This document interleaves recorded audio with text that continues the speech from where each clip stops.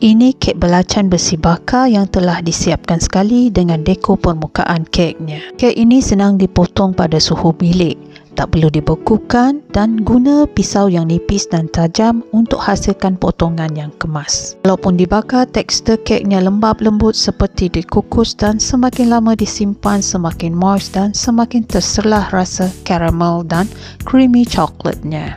Cara membuat kek belacan ini mudah dan bahan tidak sukar. Selain dibakar, adunan yang sama ini juga boleh dikukus. Semasa proses membancuh adunan, pastikan butter telah kembang dan bertukar menjadi krim pucat seperti video tunjukkan.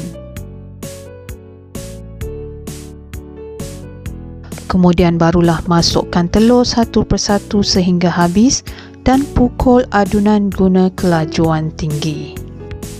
Sekarang saya tunjuk bagaimana rupa adunan di mana butter dan kesemua telur telah sebati. Pastikan adunan seperti dalam video tunjuk, iaitu adunan tidak terlalu cair atau adunan bergental iaitu terdapat kesan butter timbul.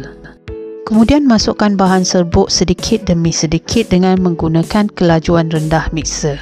Setelah kesemua bahan serbuk sebati, masukkan bahan liquid secara berperingkat sehingga habis dan mixer masa ini masih mengekalkan kelajuan rendah.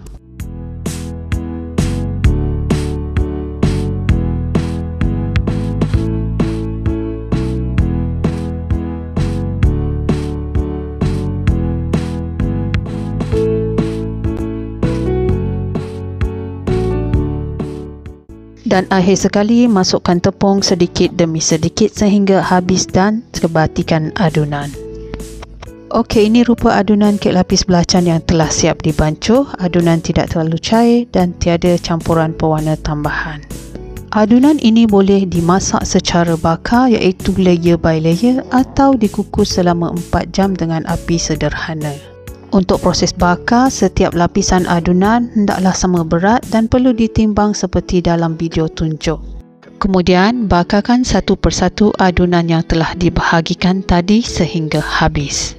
Perlu diingatkan adunan kek lapis belacan ini cepat garing, so guna suhu yang bersesuaian semasa proses pembakaran dan bakar adunan dalam anggaran 8 ke 10 minit.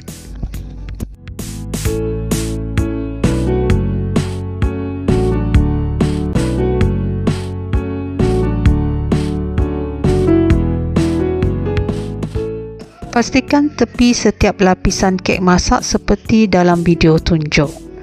Tekan permukaan kek dengan lembut untuk menghasilkan lapisan kek sekata dan kemas. Kemudian tuang adunan yang seterusnya.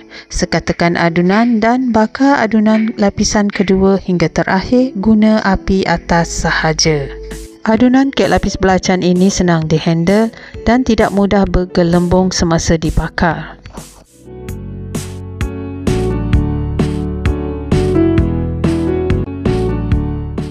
Ini adalah lapisan kedua terakhir yang telah masak.